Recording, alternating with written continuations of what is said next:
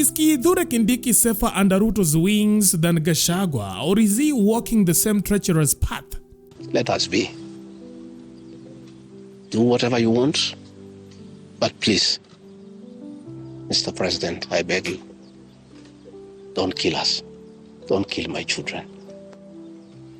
You have caused me enough pain for the last 1 year.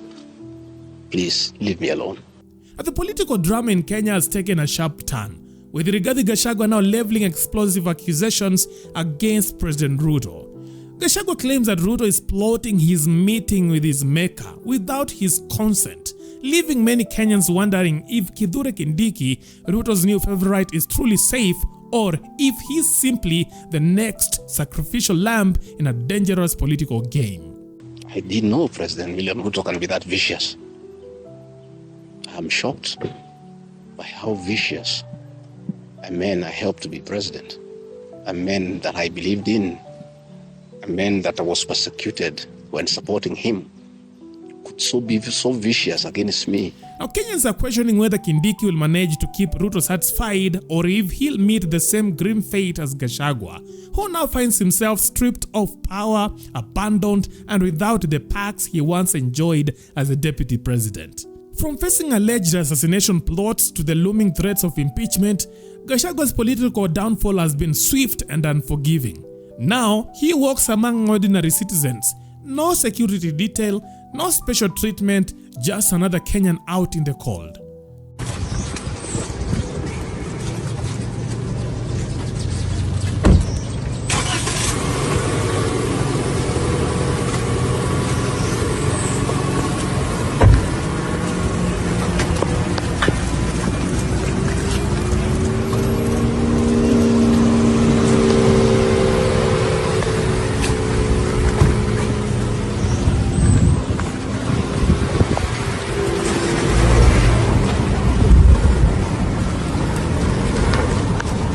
While Kindiki enjoys the privileges once reserved for the deputy president, like the increased security detail seen around him during the Mashujaa Day celebrations in Kwale County, Kenyans are warning him that wembe ni ule ule.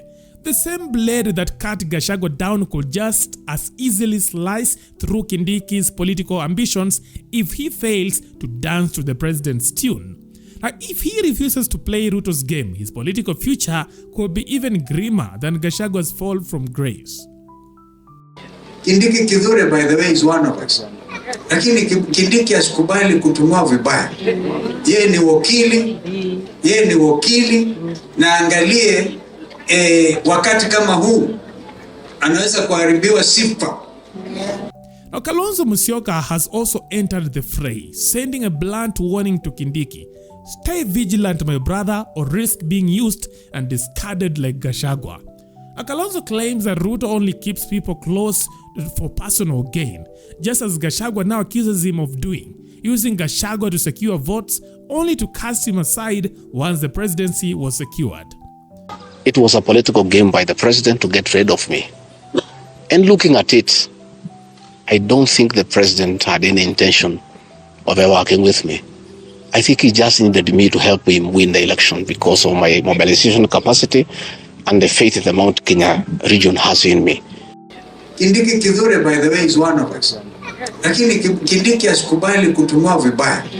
Yeye ni wakili, na angalie wakati kama huu anaweza kuharibiwa sifa.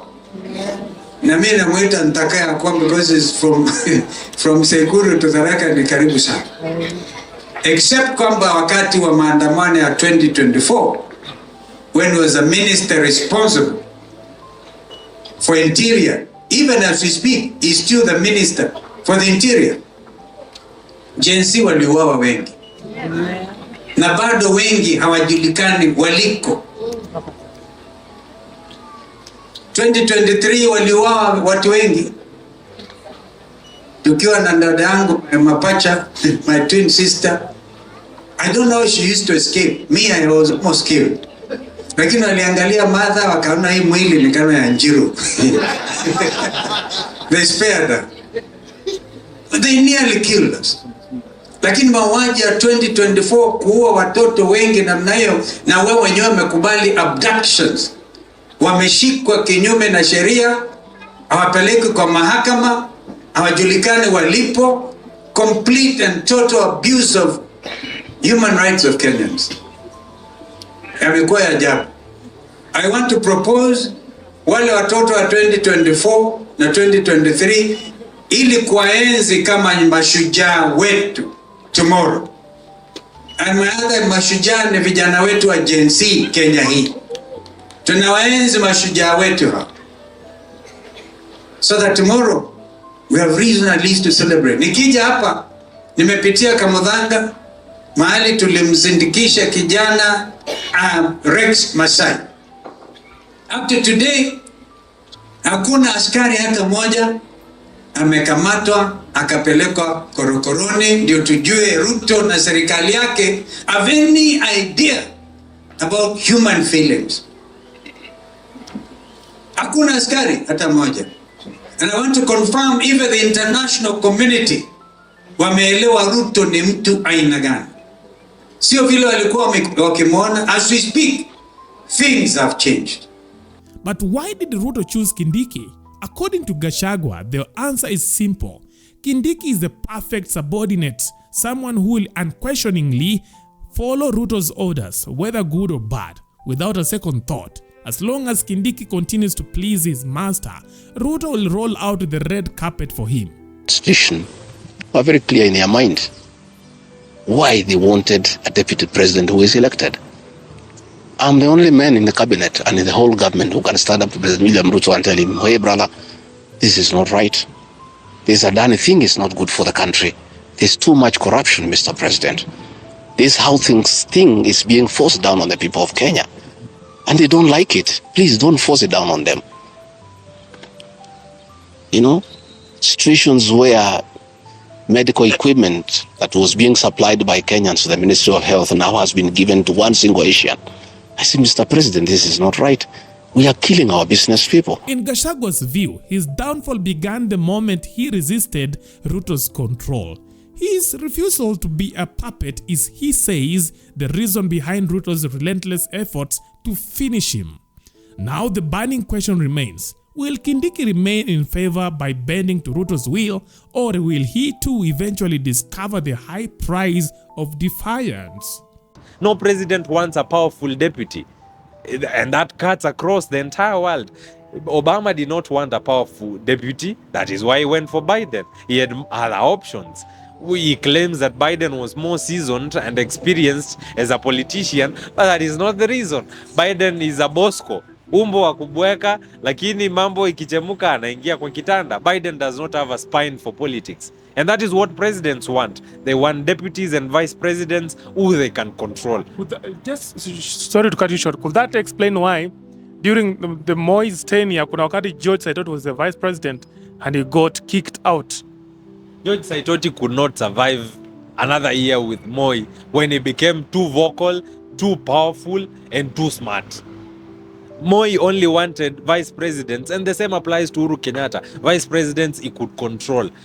A vice president and a deputy president in Africa, according to the African way of thinking, should be at the beck and call of a president. Listen to what ODM was arguing in parliament the other day, that Gachagua voicing his dissent against government policies and texts that the president and the cabinet are making is seen as too stubborn, is seen as too aggressive, too abrasive, too combative. They do not want a deputy president who can challenge the president on policies that he differs with the president on. They want the deputy president to okay to everything the president says. They want the deputy president to sing for the president. They do not want a deputy president who has a spine to say no when something is wrong, who has a spine to say this will not hold water, who has a spine to stand his ground. They do not want that. They were saying at one point, we do not see the deputy in Gachagua. His work is to deputize the president. We do not see him deputizing the president. If deputizing the president is seeing the country burn, when the president is stealing almost everything with his cabinet, if deputizing the president is overseeing the killing of innocent citizens, the Gen Zs who died on the streets, if deputizing the president is overseeing abductions and extrajudicial killings, Gachagua was not comfortable with that, and possibly is doing that to please the Kenyan people and to show them that he was on their side. But then presidents do not want such kind of deputies. They want you to know what is wrong with this government and keep mum about it. They want you to shut your mouth about it. You cannot have a different opinion as a vice president, as a deputy president in Africa. And that is where the problem was. Gachagua was contradicting government in almost everything.